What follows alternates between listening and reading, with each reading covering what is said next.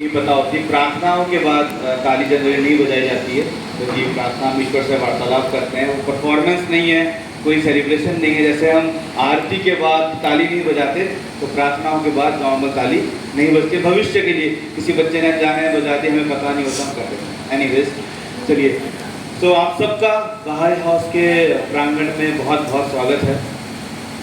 आज सहार दीदी भी हमारे साथ उपस्थित हैं। मुझे कल तक ये बात पता नहीं थी, अगर पता होता तो आप सहार दीदी यहाँ स्पीच दे रही होती, लेकिन ठीक है, कोई बात नहीं। सहार दीदी, अब आपकी जगह पे मैं दे रहा हूँ उसके अंदर, तो उम्मीद है आपका आशीर्वाद रहेगा। मेरा एक दोस्त था, उसको बोला गया कि स्पीच देने के लिए जाना है, पब्लिक के सामने बोलना है काफी कुछ, और उसका टॉपिक था संयम। क्या था? आप लोग समझते हैं संयम, धैर्य। तो मैं गया उसकी स्पीच देखने के लिए। जब तक मैं वहां पहुंचा, मात्र 3 लोग बैठे थे। तो मैंने उससे पूछा, मैंने कहा यार क्या हो गया? बोले यार स्पीच तो संयम पे थी, लेकिन ऑडियंस के पास संयम कम था थोड़ा। तो मैं आप लोगों से निवेदन करूंगा, हमने संयम रखा काफी कि आप लोग आए तभी हमारा कार्यक्रम शुरू करें, तो थोड़ा संयम आप भी मेरे साथ रखिएगा जब तक मेरी ये प्रेजेंटेशन कंप्लीट नहीं होती है। तो बहरहाल हम आते हैं आज के दिन की महत्ता के ऊपर। मेरा प्रयास रहेगा कि इसे बोरिंग ना बनाएं, जितना आप लोग एक कहानी की तरह अगर सुन सके तो और अच्छा रहेगा। और ये कहानी 2 अलग अलग शहरों में भी रहेगी, टाइम के साथ बढ़ती भी जाएगी और हम यहाँ तक पहुँचेंगे। सबसे पहले आप डेट देखते हैं तो लिखी है 23 मई 1844 और आज चल रहा है 2025। ये तारीख इसलिए लिखी है ताकि हमें याद रहे कि वो कौन सी दिन था, कौन सी तारीख थी जब महात्मा बाग ने अपनी घोषणा की थी और बहाई धर्म का चक्रयुग चालू हुआ। इससे पहले हम आगे बढ़ते हैं। कई मित्र ऐसे हैं जो पहली बार आए हैं और ये सोच रहे हैं और पूछ रहे होंगे कि भाई ये महात्मा बाग है कौन, किसके बारे में बात कर रहे हैं इसके अंदर ये। तो मैं आपको इनका ब्रीफ इंट्रोडक्शन पहले दे देता हूँ।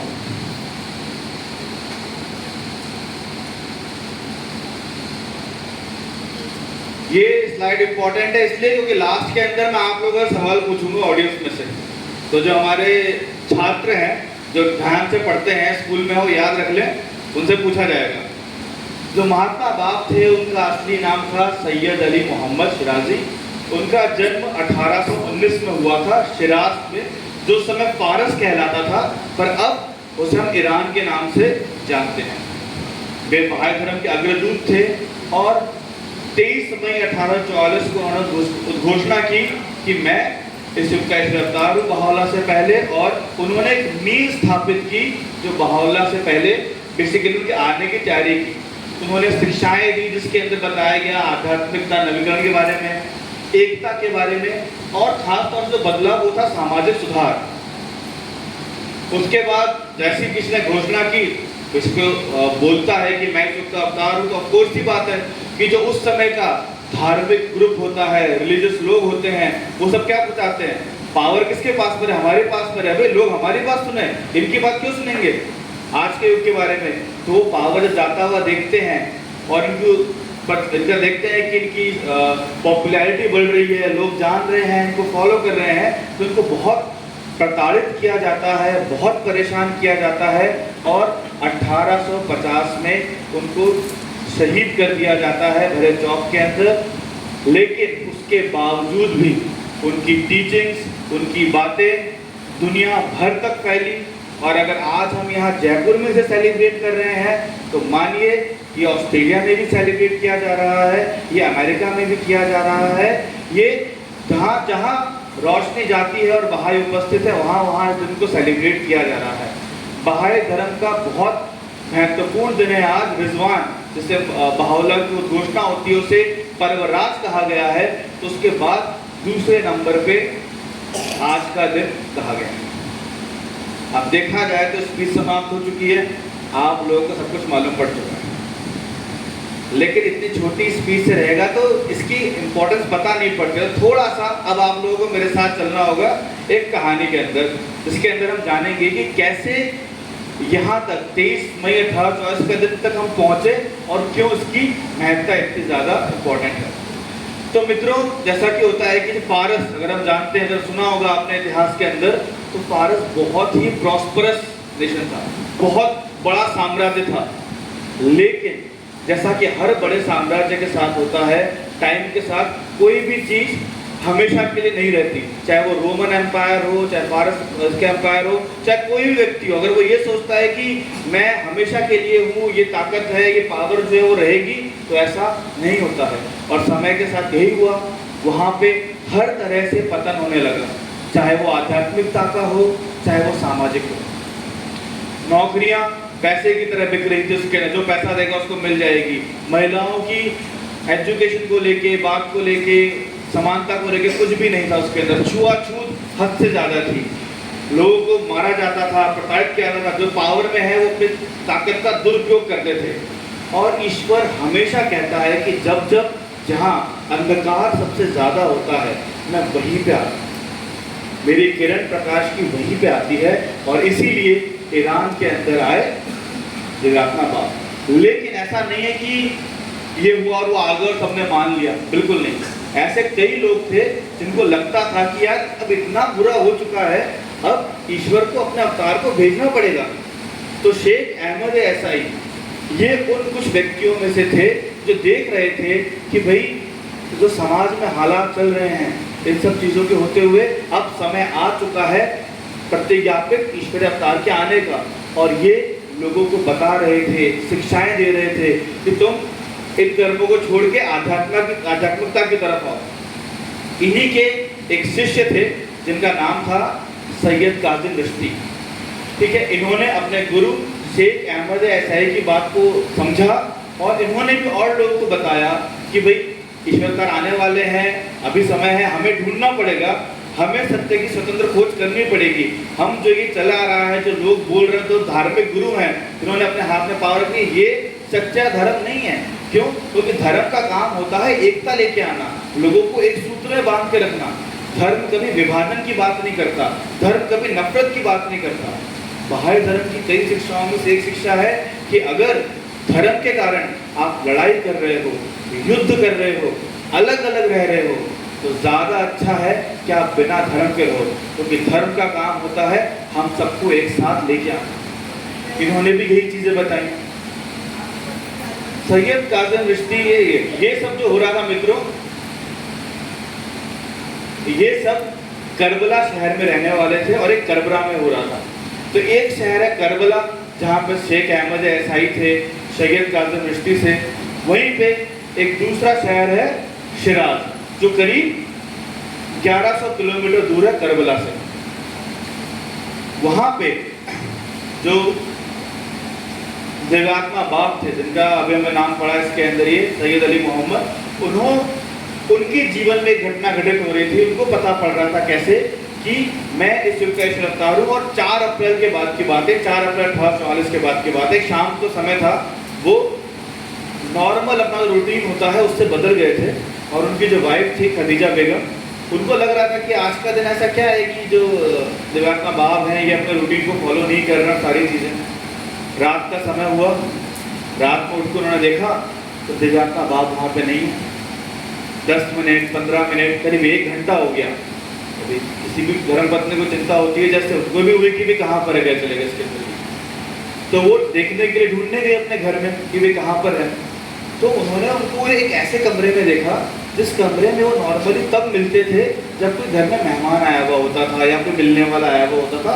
और वो उनको बता दिया करते थे कि देखो आज समय लगेगा, कोई मिलने वाला आया हुआ है, कोई मेहमान है, मैं वहाँ पर। तो वो उस कमरे की तरफ गई। रात का समय था, पुराने ज़माने में कोई इतनी लाइटें और सैंडलाइट्स तो हुआ नहीं करते थे। जब वो उस कमरे की तरफ गई तो उन्होंने देखा कि वो कमरा एकदम प्रकाशित हो रखा है, बहुत ज़्यादा उसके अंदर उजाला है। वो और गई सीढ़ियों पे, जैसे उन्होंने दरवाज़ा खोला तो देखा उस समय दिव्यात्मा बाप अपनी दिव्य अवस्था में थे। और भले ही उस कमरे में एक छोटा सा लैंप रखा हुआ था, लेकिन उस कमरे के अंदर पूरा उजाला हो रखा था। और ये देख के, क्योंकि जब हम दैवीय अवस्था में देख लिया तो उनकी बॉडी ऐसे स्टिल हो गई, वो फ्रीज हो गई वहाँ पे। तो दिव्यात्मा बाप ने उनकी तरफ देखा और अपने हाथ से इशारा करते हुए उनको कहा वापस जाओ। जैसे किसी ने उनको छोड़ दिया हो, उनकी बॉडी छूटी और वापस अपने कमरे में चले गए, पर रात भर वो सो नहीं पाई। सुबह उठ के जब उनसे मिली तो तब भी उसी अवस्था में थी कि भाई इसके अंदर एक तो होता है ना, इतने सालों से देखा है किसी व्यक्ति को और अब पूरा दृष्टिकोण बदल गया। तो आपका बाप ने उनको बैठाया, बुलाया, चाय का कप रखवाया आगे अपने पास में, कहा कि अब ईश्वर की मर्जी थी कि तुम मुझे इस अवस्था में देखो ताकि तुम्हारे मन में ये शंका भर का भी संदेह ना रहे कि मैं इस युग का ईश्वर अवतार हूँ। नॉर्मली नहीं रहता, पर ये उनकी ईश्वर की इच्छा रही होगी। तो यहाँ दिव्यात्मा बाप को पता पड़ चुका था स्वप्न में द्वारा, चीजों के द्वारा, कि वो इस युग के प्रतिज्ञापित ईश्वर अवतार है। और अब वो इंतजार कर रहे थे उन लोगों का जो उनको खोजे, जो तलाश में निकले हों। शेख अहमद ऐसा ही, सैयद कासिम रिश्ती उनके शिष्य, तो ऐसे ही एक शिष्य थे मुल्ला हुसैन। सैयद कासिम रिश्ती ने किसी काम से मुल्ला हुसैन को बाहर भेजा हुआ था, और जैसे वो करबला वापस आए उनको पता पड़ा कि सैयद कासिम रिश्ती की तो मृत्यु हो गई है। तो उन्होंने आसपास के जितने भी उनके साथी लोग थे उनको इकट्ठा किया और पूछा कि भाई एक बात बताओ, हमारे गुरुजी ने अपनी मृत्यु से पहले क्या बताया, हमें क्या करना है? तो बोला कि उन्होंने तो बोला कि अब जो कुछ भी है तुम्हारा, जो भी सांसारिक है, इसको त्याग दो और जो आने वाला है ईश्वर की ओर से उसकी तलाश में निकल जाओ।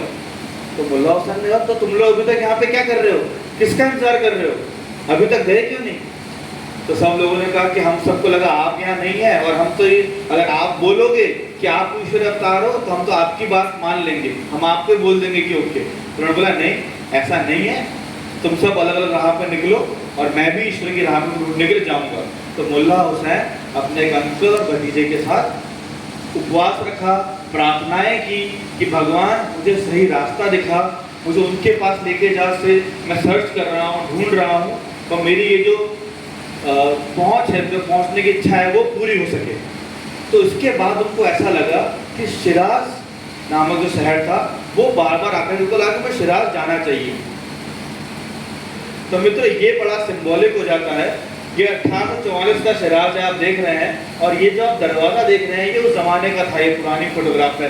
अब तो खैर काफ़ी ट्रांसफॉर्म हो गया है और ये शहर काफ़ी हाईटेक हो चुका है, सब कुछ मॉडर्न कर दिया गया है। पहले लोग खच्चरों से ट्रैवल किया करते थे, अब तो मोटर गाड़ियों में ट्रैवल कर रहे हैं, सारी चीज़ है। तो हम इस समय पे चल रहे हैं अभी। यहाँ पे जब मुल्ला हुसैन अपने दो साथियों के साथ पहुँचे तो उन्होंने बोला कि तुम लोग तो जाके आराम करो, मैं कुछ समय आता हूँ। जब वो वहाँ मार्केट में घूम रहे थे, गेट से अंदर की तरफ गए, उन्होंने देखा एक नौजवान युवक जिसने सर पे हरी पगड़ी पहनी हुई है। हरी पगड़ी का मतलब ये होता है कि वो मोहम्मद के वंशज से है इसके अंदर। ये वो उनका स्वागत करने के लिए तैयार खड़ा है, और आते मिलते गले लगाया मुल्ला हुसैन को और काफ़ी अच्छा सरकार बोला कि चलो मेरे घर चलो। मुल्ला हुसैन को लगता है भाई ये भी कोई सैयद कासिम रिश्ती का शिष्य ही होगा, इसको पता पड़ गया होगा मैं आने वाला हूँ।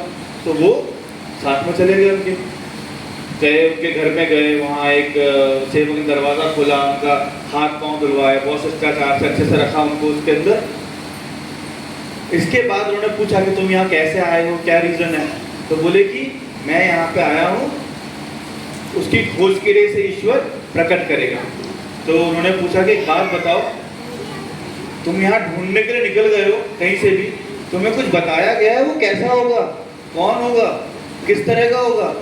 तुम ईश्वर अवतार को ढूंढने के लिए निकले हो, उसके कुछ चिन्ह हैं, कुछ सिंबल्स हैं? तो उन्होंने बोला हाँ, हमें कुछ चिन्ह बताए गए हैं। पहला कि वो वैभवशाली वंश का होगा, मोहम्मद के वंश का होगा, उसके अंदर ये 20 वर्ष से ज़्यादा होगा लेकिन 30 वर्ष से कम होगा, सहज ज्ञान दैवीय ज्ञान से संपन्न होगा, मध्यम कर का होगा, हर प्रकार के शारीरिक दोषों से मुक्त होगा, धूम्रपान वगैरह सब नहीं करता होगा, संपूर्ण होगा। और एक चीज़ नहीं बताई लेकिन मुल्ला हुसैन, वो उनका पर्सनल था। उन्होंने बहुत पहले सोच रखा था कि एक आयत होती है सूरह यूसुफ, उनको उसके बारे में समझना था। तो जब वो अपने गुरु से पूछने गए इस आयत के बारे में तो उन्होंने बोला कि ये मैं नहीं समझाऊंगा, ये जो ईश्वर अवतार होगा वो समझाएगा। और मुल्ला हुसैन ने ये बात अपने मन पर रख रखी। तो जब ये सारी चीज़ें सुनी तो दिव्यात्मा बाप ने मुल्ला हुसैन को देखा, सूर्यास्त के करीब 1 घंटे बाद की बात है ये। मुल्ला हुसैन से चल रहे थे, उनको प्रार्थना के लिए भी जाना था, नमाज के लिए भी, तो पूछा कि मैं जाऊं, तो महात्मा बाप ने रोक दिया, बोले रुक जाओ, तुम अपने मित्रों को छोड़ के आए हो, उन्हें ईश्वर के हाल पर छोड़ दो। उनसे बातें की, उनसे सारी चीज़ें पूछी, और जब मुल्ला हुसैन ने बताया तो उन्होंने कहा 2 मिनट शांत होकर इसके अंदर कि देखो क्या मुझ में ये सारे गुण हैं। मुल्ला हुसैन ने देखा, बोले क्या बोल रहे हो आप इसके अंदर? बोले कि उनको एक सेकंड के लिए सहम गए, बोले कि आप जो कहने की बात कर रहे हो, मतलब कि आप कहना चाह रहे हो कि ईश्वर अवतार हो आप? तो बोले कि सारी चीजें उसके अंदर ये। महात्मा बाप ने कुछ नहीं बोला, खड़े हुए और कहा I am the promised one, मैं ही हूँ जिसको तुम लोग ढूंढ रहे थे, इसका इंतजार कर रहे थे। और बिना कुछ बोले वो खड़े हुए और बोला चलो सूरह यूसुफ जो एक बाती के बारे में वो पूछ रहे थे, बोले उसके बारे में विवरण करने का समय आ चुका है। और लिखे, और उन्होंने लिखना शुरू किया, और रात भर में उन्होंने जो उसका एक्सप्लेनेशन लिखा, सारी चीज़ें लिखी, वो इतनी ज़्यादा डिटेल में और इतनी गहराई में थी कि उसे एक किताब में पब्लिश कर दिया गया तय्यमुल अस्मा के नाम से। ये वो कमरा था जहाँ पे वो लोग मिले थे और जहाँ पे महात्मा बाप ने अपनी घोषणा की थी।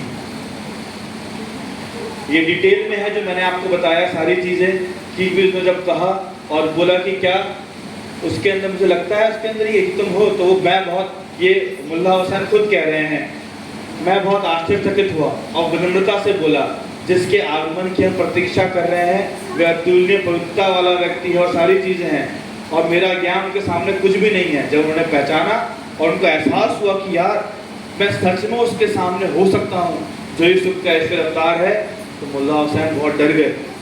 उनको लगा मैंने क्वेश्चन कर लिया, मैंने सवाल कर लिया कि आप हो या नहीं हो। बोले मैं इतनी प्रार्थनाएं करके आया हूँ, मैंने इतना सोचा है, मैं ऐसा कैसे कर सकता हूँ? तो उनको समझाया उन्होंने, कोई बात नहीं, और तुम पहले जीविताक्षर कहलाओगे। करीब ऐसे 18 लोग और मुझे खुद ढूंढेंगे, पहचानेंगे, सर्च करेंगे, तुम किसी को नहीं बताओगे। तो मुल्ला हुसैन पहले जीविताक्षर बने, लेटर ऑफ लिविंग। और इसमें इन 18 में से एक महिला थी जिनका नाम था ताहिरा, और जो सबसे लास्ट के अंदर चुने गए वो थे कुद्दूस। ये उन 18 जीविताक्षरों के नाम हैं और मुल्ला ममता को मिला के 19 हो जाते हैं। ये महात्मा बाप की घोषणा 3 चरणों में रही। पहला जो उनको खुद पता पड़ा, दूसरा जो मुल्ला हुसैन के सामने उन्होंने बताया, और तीसरा जो वहाँ पे बहुत पवित्र मस्जिद वकील थी, वहाँ की सीढ़ियों पे खड़े होकर उन्होंने सबके सामने प्रोक्लेम किया, जब जाहिर किया कि मैं हूँ यूसुफ का ईश्वर अवतार। और इसके बाद से ही जो प्रताड़ना का, जो परेशानियों का सफर शुरू हुआ वो जारी था 6 साल तक लगातार। और उनके आने की भविष्यवाणियां सिर्फ ईरान में ही नहीं हो रही थी, अमेरिका के एक विलियम मिलर थे, इन्होंने भी कह दिया था कि जो भी आएगा, क्योंकि ऐसे हालात बन जाते हैं, भविष्यवाणियां हो चुकी होती है, उन्होंने कहा था 1844 के अंदर आएंगे इसके अंदर। तो एक बार फिर से सैयद अली मोहम्मद, जिनका हम बाप के नाम से जानते हैं, बाप का अर्थ होता है द्वार। हम एक चक्र से दूसरे चक्र में प्रवेश किया हमने एक युग से, और मात्र 6 वर्ष इस उद्घोषणा के बाद उनका कार्यकाल मात्र 6 वर्ष का रहा। 6 वर्ष के बाद उनको शहीद कर दिया गया, लेकिन इन 6 वर्षों के दौरान उनके इतने अनुयायी बने कि करीब 20,000 लोगों ने अपनी जान दे दी उस धर्म के लिए। आप लोग अगर थोड़ा सा भी वाकिफ हो तो मुहर्रम के महीने में जो निकलते हैं लोग, उसके अंदर अपने आप को मारते हुए करते हुए, वो सिर्फ मात्र 72 लोगों की शहादत हुई थी तब। इसके अंदर 20,000 लोगों ने धर्म के लिए अपनी कुर्बानी दी है, तब जाके आज यहाँ पर हम लोग इतने आराम से बैठ के इसके बारे में चर्चा कर रहे हैं, एक दूसरे को बता रहे हैं। जो समय इतना आसान नहीं था, तो कभी कभी हमें उस चीज़ की वैल्यू नहीं होती जो हमें आसानी से मिल जाती है। उसके बाद महात्मा बाप का रेस्टिंग प्लेस है हैफा के अंदर समाधि। अब थोड़ा सा इसको छोड़ देते हैं कि ये तो 1844 की बात है, आज के दिन के लिए क्यों महत्वपूर्ण है? हम करीब 150-200 साल बाद क्यों इस बारे में चर्चा कर रहे हैं? तो हमें याद रखना चाहिए कि महात्मा बाप ने आज से 150-2 साल पहले जो साहस, जो धैर्य दिखाया था कि रास्ता कठिन है, मुश्किल है, लेकिन अगर आप सही राह पे चलोगे तो आपके 6 वर्ष में किए गए कार्य आने वाले सदियों तक बोलेंगे। और अभी जो हमें बहुत आसान लगता है वो कर लेंगे तो अभी तो हमारे लिए राह आसान हो जाएगी, लेकिन वो सही राह नहीं होगी। दूसरा, भाई सिद्धांत के बारे में बताते हैं इसके अंदर, समझ को बढ़ावा देना, न्याय को बढ़ावा देना। क्यों मेन चीज है, हमारा काम है कि समाज में एकता है, इसको लेके आना। और साथ ही साथ बहावला के लिए जो उन्होंने रास्ता तैयार किया वो हमें उसको फॉलो करना है और उसके साथ आगे बढ़ना है। तो आप सब लोगों को फिर से एक बार महात्मा बाप को 2000 की बहुत बहुत मुबारकबाद और बहुत बहुत धन्यवाद। आप लोगों ने जरूर बहुत संयम के साथ मेरी स्पीच सुनी। Thank you very much.